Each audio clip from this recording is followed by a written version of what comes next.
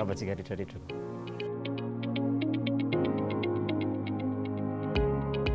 Tena anarako a Radio Salama Stéphane Wilson Hervé.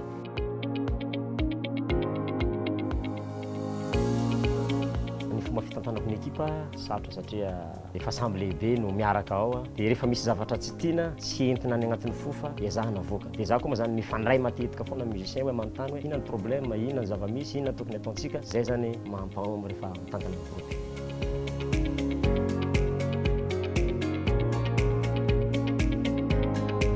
Indraindray moa za tsy mandeha mitourné, indraindray mipetraka ao an-trano, rehefa mipetraka ao an-trano moa mazava ho azy manampy an'ny madamo karakara, mafatrano, indraindray manao mahandro, rehefa rava ny ankizy dia mba maka ny ankizy koa, mba surprise kely papa androany mba dia maka ny ankizy mianatra. Rehefa mitourné moa zany dia madamo mandamindamina ny lamba, dia lasa indray hoe inona ny tokony entina, aiza ny tokony apetraka, inona tokony.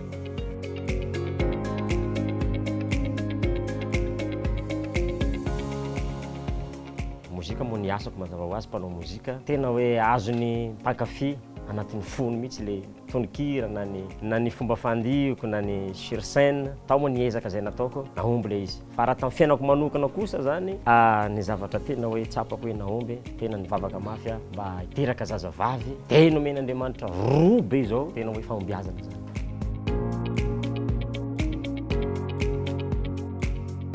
Tena nataoko aloha niezaka mba nanao zavatra mba miavaka amin'ny mpanakanto maromaro. Tena mampiavaka ny Dadilove mazava ho azy ny fomba fandihy, ny tononkira, eo koa ny fanaovako ny comédie. Reo zany tsy apetrako mihitsy reo zavatra reo fa tena hoe karoko hoe inona ny zavatra mba mampimeme olona indrindra amin'izao fiainana sarotra zao. Ahoana ny fomba mba ahafahan'olona mitsinjaka rehefa mandeha ny hiran'ny Dadilove, ahoana ny ahafahan'olona mba mihira na dia olona ratsy feo ary mbola mahavita mihira ny Dadilove. Zay zany zavatra ataoko hoe izy hitantsika zao mahomby le izy.